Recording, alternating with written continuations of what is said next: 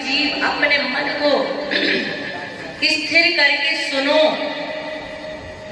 यदि अपना कल्याण करना चाहते हो तो, यदि अपना कल्याण नहीं करना चाहते तो सुनने की आवश्यकता नहीं है।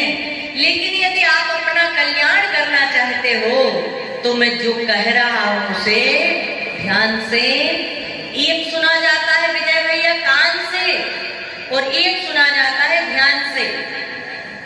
अब आप कान से सुनोगे कि ध्यान से सुनोगे? कान से भी सुनेंगे और ध्यान से भी सुनेंगे। क्या? कान से सुन करके, यानी कान से बोले तो ध्यान से सुनना ही कान से सुनना है। क्या?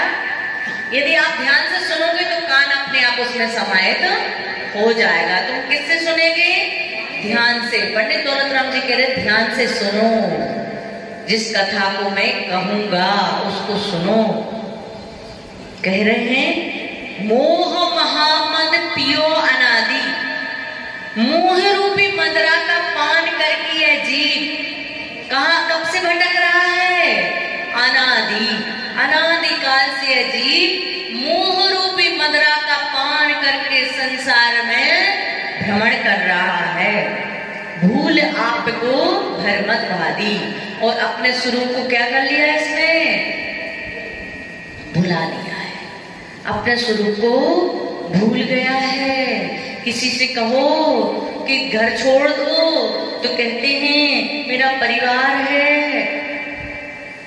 मेरे बिना घर में पत्ता नहीं हिलता है, मेरे बिना कुछ होता नहीं है। और जिस दिन आपका राम नाम संत हो जाता है उस दिन सारे पत्ते अपने आप हिलने लगते हैं नहीं?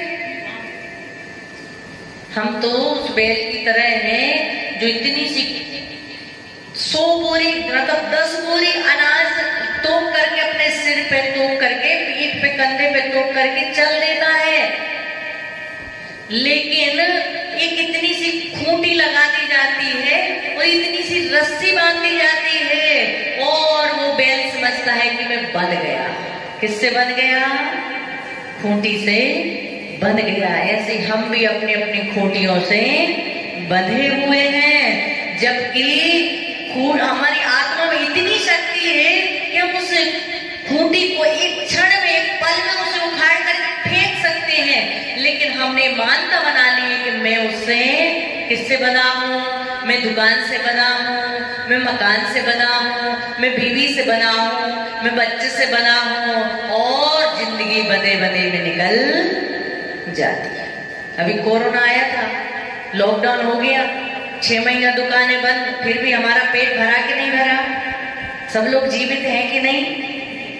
लेकिन यदि एक दिन 1 घंटा दुकान बंद करने के लिए कब कर दिया जाए कि भैया क्लास चलती है, प्रवचन होते हैं 9 बजे की जगह 10 बजे खोलना, तो क्या कहेंगे? ग्राहक चला जाएगा, धंधा कम हो जाएगा। तो यही बात है। तो ये मोह महामद, मोह को महामद क्यों कहा? क्यों कहा मोह को महामद? क्योंकि मद का नशा तो घंटे 2-4 घंटे ज्यादा से ज्यादा रात भर में, दिन भर में उतर जाता है। लेकिन मोह रूपी मद का जो नशा है वो जिंदगी पर्यंत तो छोड़ दो, सागरों सागरों तक नहीं उतरता है। इसलिए मोहिनी कर्म की आयु कितनी है? कितनी है मोहिनी कर्म की आयु? 70 कोड़ा कोड़ी सागर। कितनी है मोहिनी कर्म की स्थिति? कितनी है? उत्कृष्ट स्थिति 70 कोड़ा कोड़ी सागर। यानी कि यह जीव मोह करता है तो 70 कोड़ा कोड़ी सागर तक संसार में भ्रमण करता रहता है। इसलिए मोह को महामद क्यों कहा? क्योंकि मद का नशा थोड़े समय में उतर जाता है और मोह का नशा जीवन पर्यंत उतरता नहीं है। पियो अनादि, भूल आपको भरमत पादी। और यह जीव अपने स्वरूप को, मोह के कारण यह जीव अपने स्वरूप को क्या हो जाता है? भूल जाता है। समझ में आ गई ये बात समझ में आ गई सभी को? सुनना चाहिए। भव्य कितने प्रकार के होते हैं? 4 प्रकार के होते हैं। मोह किसको कहते हैं? मूर्छा। किसको कहते हैं मोह? किसको कहते हैं मोह? मूर्छा। मूर्छा, मूर्छा का मतलब ये होता है कि पूर्ण रूप से असक्त हो जाना। इतने असक्त हो जाना, कितने लोग ऐसे हैं कि जिन्हें घाटा लग जाता है, कोई सट्टे आदि में हार जाते हैं, या बहुत बड़ा कोई क्या बोलते हैं, वो लेते ना अपन कर्ज, कोई कर्ज में डूब जाता है तो वो क्या हो जाता है, उसको हार्ट अटैक आ जाता है। हार्ट अटैक आ जाता है, हार्ट अटैक आ जाता है। और कुछ कितने लोग तो जहर खा के मर जाते हैं और कितने लोग फांसी लगा के मर जाते हैं। क्यों? क्योंकि उन्हें इतनी मूर्छा थी, इतनी मूर्छा। मूर्छा का मतलब तीव्र आसक्ति, आसक्ति का मतलब आसक्ति, लेकिन जा नहीं सकती, उसका नाम है आसक्ति। उसको ही दूसरी भाषा में कहेंगे मूर्छा। जिससे जिस वस्तु को छोड़ने में बहुत तकलीफ हो, बहुत तकलीफ हो, वो कहलाती है मूर्छा। ठीक है ना? अर्थात हमारे लिए मूर्छित कर दे, बेभान कर दे, उसे कहते हैं मूर्छा। अब आगे कल हम आज चलेंगे यहाँ पर ग्रंथ की प्रमाणिकता, कि ग्रंथ प्रमाणित क्यों है। हर ग्रंथ प्रमाणित नहीं होता, लेकिन वो ग्रंथ प्रमाणित क्यों है, किस कारण है, इस बात को बताएंगे। और अब यहाँ से नीचे की पंक्ति से कथा प्रारंभ होगी कि संसार की कथा क्या है, इस चारों गतियों के दुख क्या है, वो पंडित दौलत राम जी बताते हैं। तो कथा की प्रमाणिकता बताते हुए कहते हैं, सभी लोग पढ़ेंगे। दस भ्रमण की है बहु कथा, पे कछु कहूं कही मुनिया था।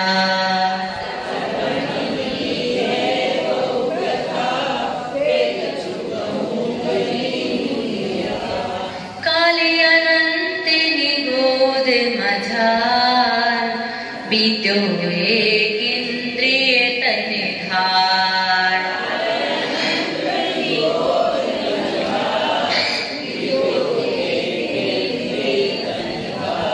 सभी लोग बोलेंगे। दस भ्रमण की है बहु कथा, काली अनंत निगोद मझार। क्या कह रहे हैं पंडित दौलत राम जी? तास भ्रमण की है बहु कथा, इस संसार में भ्रमण करने की बहुत लंबी कथा है। सागर को माप सकते क्या? सागर की ठाए को आप पा सकते हैं क्या? सागर के जल को माप सकते हैं क्या? नहीं। ऐसे ही इस संसार में हमने इतना भ्रमण किया, इतना भ्रमण किया है अनादिकाल से कि उस भ्रमण को हम गिन नहीं सकते हैं। इतने जन्म, इतनी योनियों में, नाना तरह की योनियों में हमने जन्म लिया है। हम कीड़े नहीं बने क्या? हम मकोड़े नहीं बने क्या? हम पतंगे नहीं बने क्या? हम सुकर कुकर नहीं बने क्या? हम क्या लूले और लंगड़े अनाथ नहीं बने क्या? हम क्या नरक में नहीं गए? क्या हम निगोद में नहीं गए? नाना तरह की योनियां, जितनी भी योनियां है, जितनी भी, कितनी योनियां है? 84 लाख। कितनी योनियां है? 84 लाख योनियों में हमने एक बार जन्म नहीं लिया, अनेकों अनेकों बार जन्म लिया है। जब आप महावीर पुराण पढ़ते हैं, महावीर पुराण पढ़ते हैं तो महावीर के जीवन चरित्र को पढ़ना, तो उसमें पता चलता है कि महावीर का जीव आदिनाथ की पर्याय से, आदिनाथ के समय से लेकर के, आदिनाथ का क्या था, पोता था ना मारीची का जीव, उस समय से लेकर के भगवान महावीर तक उसने किस किस योनि में, किन योनि में, अब कौवा बना, पेड़ बना, पौधा बना, कौवा बना, तितली बना, तितर बना और मुर्गी बना, पता नहीं कौन कौन सी योनि में, कितने बार तो नपुंसक बना, कितने बार तो गर्भपात हुआ। ऐसी नाना योनियों में जब उस जीव ने आदिनाथ के समय से लेकर के महावीर तक की पर्याय में भोग लिया, तो हम तो और कब से कितनी योनियों को भोग रहे। इसलिए संसार में भ्रमण करने की कथा कितनी बड़ी है, बहुत लंबी कथा है, बहुत बड़ी कथा है। पे कछु कहूं कही मुनि यथा, पंडित दौलत राम जी का ये खेड़ाला ग्रंथ क्यों है प्रमाणित? इसलिए प्रमाणित है क्योंकि उन्होंने कहा कि मैं कुछ अपनी तरफ से नहीं कह रहा हूं। कछु कही मुनि यथा, जो पूर्वाचार्यों ने मुनियों ने जो कहा है उसे ही मैं कहूंगा। किसे कहूंगा? किसे कहूंगा? जो पूर्वाचार्यों ने आज के आचार्यों की बात प्रमाणित नहीं है बाबू। आज के कोई भी आचार्य हो, चाहे विद्यासागर हो, चाहे विश्वसागर हो, चाहे सिद्धांत सागर हो, किसी की बात प्रमाणित नहीं है, क्योंकि आज का जो ज्ञान है वो छदमस्त ज्ञान है। इसलिए आज का ज्ञान प्रमाणित नहीं है। यदि हम जो बोल रहे हैं वो आचार्यों के द्वारा कही गई बात को कह रहे हैं तो हमारी बात कैसी है? प्रमाणित है। उन आचार्यों की बात प्रमाणित है। बाकी यदि हम अपने मन से एक शब्द भी बोल देते हैं तो वो बात सत्य नहीं है। बात समझ में आई? जितने भी आचार्य हैं सभी आचार्य कहां से बोलते हैं? पूर्वाचार्य, जिनको अवधि ज्ञान, मना पर्याय ज्ञान था, अंगों का ज्ञान था, उन आचार्यों की बात कैसी है? प्रमाणित है। हम छदमस्त आचार्य मुनि माताजियों की बात प्रमाणित तो नहीं है। इसलिए जिनवाणी बोलते हैं, मनवाणी नहीं बोलते हैं। उन मनवाणी आगम नहीं, जिनवाणी आगम है। तो क्या कह रहे हैं? काल अनंत निगोद मझार, बीतो एक इंद्रिय तनधार। अनंत काल का, अब यहां से कथा प्रारंभ हो रही। कहां से कथा प्रारंभ हो रही है? आचार्य कुंद कुंद स्वामी ने कहा है रेणसार ग्रंथ में,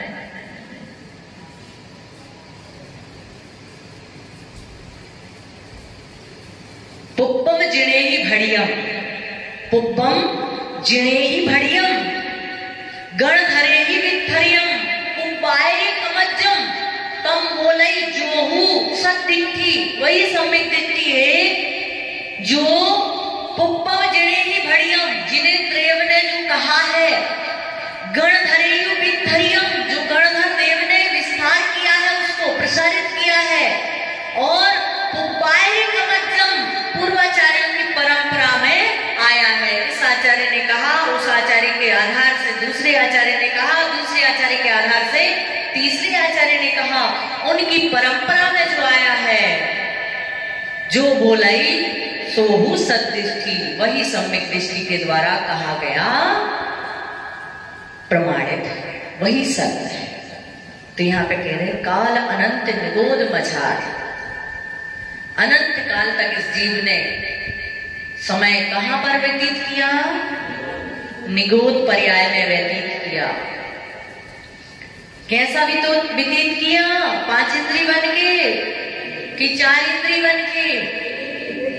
1 इंद्रिय बन के। बीत्यो 1 इंद्रिय तन धार, 1 इंद्रिय तन को धारण करके इस जीव ने अनंत काल तक निगोद में बिताया। विचार करें, अभी तो हमारी आयु कितनी है? ज्यादा से ज्यादा 100, और 70, 80, 90 में तो निरुपांति 100 हो जाता है।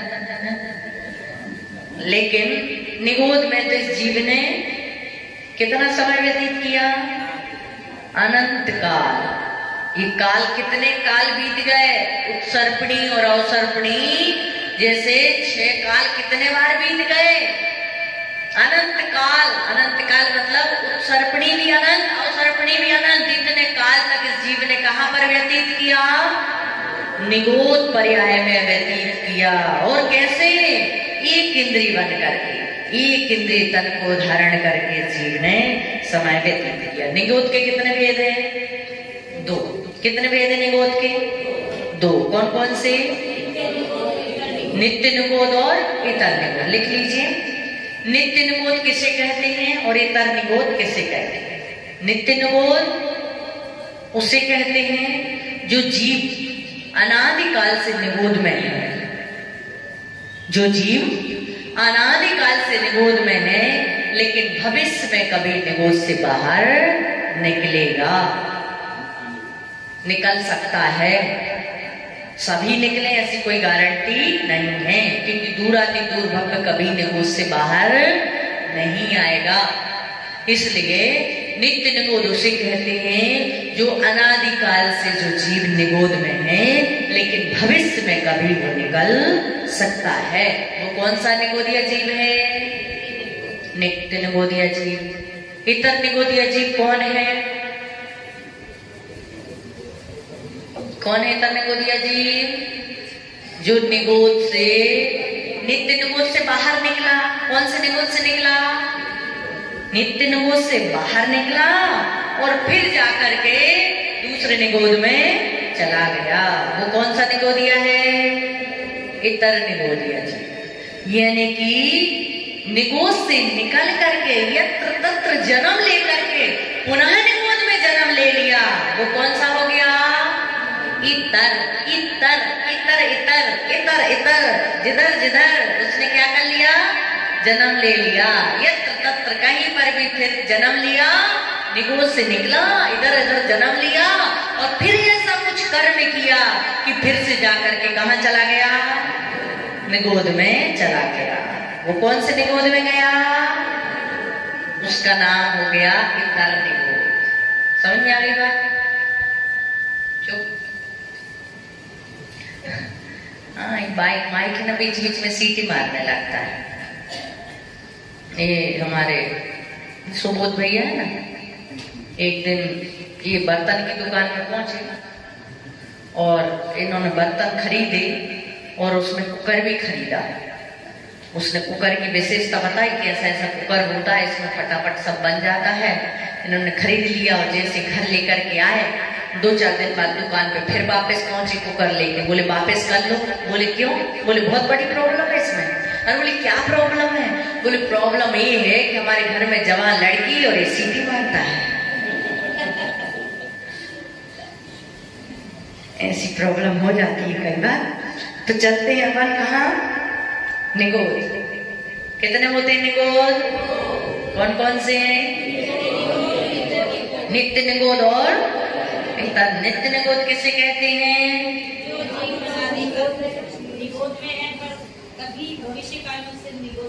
हाँ, परंतु भविष्य काल में वो तृष पर्याय प्राप्त करेगा या वहां से बाहर आएगा, उसे क्या कहते हैं? इतर निगोद।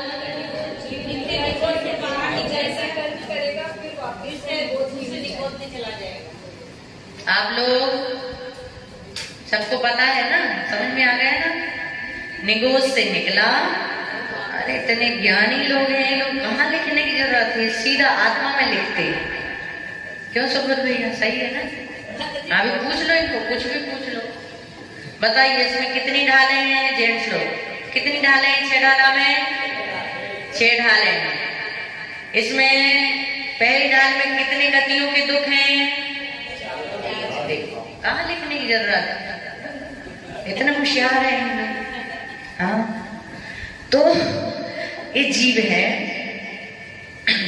जो निगोद में रहा और कहते हैं कि निगोद से कसायों की मान्यता, लेशियों की मान्यता जब होती है, तब जाकर के जीव निगोद से बाहर तत्पर्याय को प्राप्त करता है। जब तक कषायों की मान्यता नहीं है, लेशियों की मान्यता नहीं है, तब तक यह जीव निगोद में ही रहता है।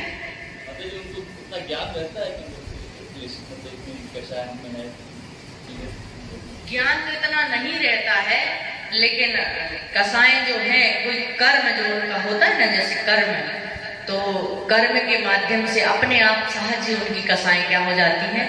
मंद हो जाती है। जैसे किसी जीव को अच्छी गति प्राप्त होने होती है तो उसके परिणाम अंत समय में अच्छे होने लगते हैं, और किसी जीव की गति दुर्गति होने लगती है तो उसके परिणाम कैसे होने लगते हैं? बिगड़ने लगते हैं। तो ऐसे ही उनका काल समय, एक तो काल समय भी होता है कि काल उनका समय आ गया निकलने का, तो उनकी कसाएं की मंदता हो जाती है, लेश्याओं की मंदता होगी। ऐसे तो एक इंद्री में कसायों की बहुत तीव्रता होती है, लेश्याओं की बहुत तीव्रता होती है, लेकिन किस समय त्रस्पर्या को प्राप्त करने का होता है तो उनकी कषाएं लेश्याएं बंद हो जाती है, इसलिए वो बाहर त्रस्पर्या में जन्म ले लेती है। लेश्याएं कितनी होती हैं? 6। कौन कौन सी? कृष्ण, नील, कापोद, पीत, पद्म, शुक्ल लेश्या, ये 6 लेश्याएं होती हैं। इंद्रियां कितनी होती हैं? कितनी होती हैं? आपके पास कितनी है? 5। अब हम पूछेंगे, किससे पूछेंगे? अंकिल जी, साले साहब, आपको बताना है किसी की जन्म से दोनों आंखें फूटी हुई हैं, दोनों आंखों से दिखाई नहीं देता, उसकी कितनी इंद्रिय? मनुष्य की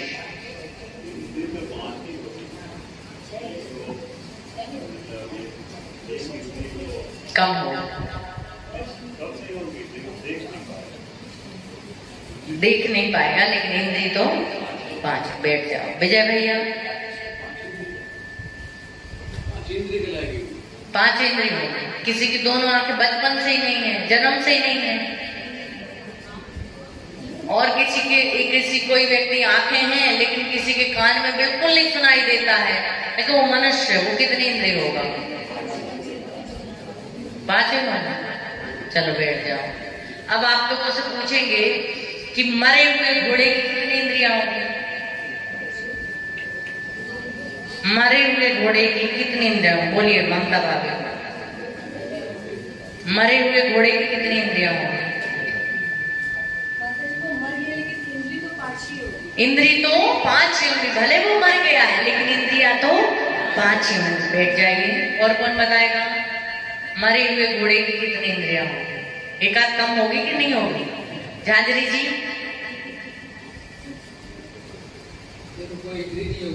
कोई इंद्री नहीं होगी, ये ज्ञानी आत्मा है। समझ में आई?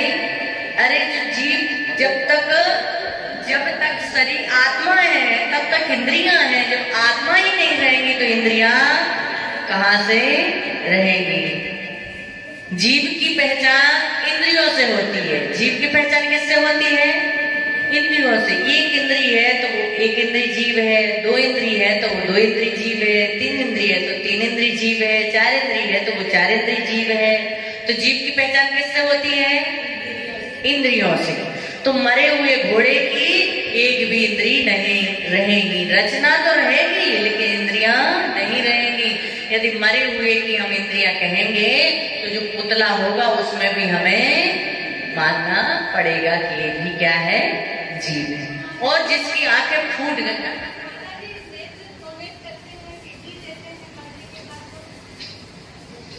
उससे क्या मतलब? किडनी देते हैं और क्या देते हैं? ब्लड देते हैं और आंखें देते हैं। तो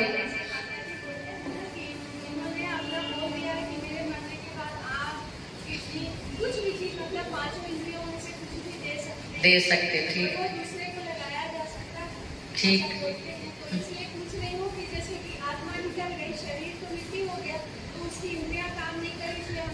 क्या होता है कि जो हमारा आत्मा होती ना, जीव निकल जाता है, लेकिन जो शरीर के अंग हैं, जब तक हमारा ब्लड जो रहता है ना गर्म रहता है। कैसे रहता है? गर्म। जब तक वो ब्लड गर्म है तब तक उसमें मतलब वो काम करने की समर्थ होती है। उसमें क्या रहती है? काम करने की समर्थ होती है। तो वो तब तक उसको उतने समय के अंतराल में उसको निकाल करके उस प्रक्रिया के साथ उसको सेट कर दिया जाता है, तो वो काम में आ जाता है।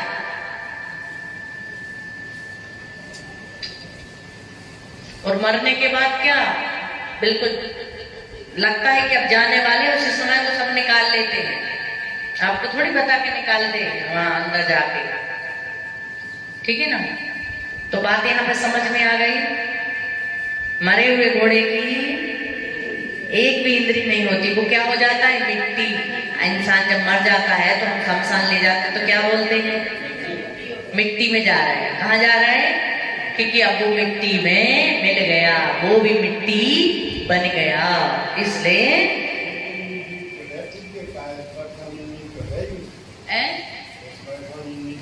स्पर्श इंद्रिय है जब तक जीव है। शरीर है लेकिन शरीर वो क्या बन गया? शरीर तो पुद्गल है, अजीब है। शरीर क्या है? अजीब है।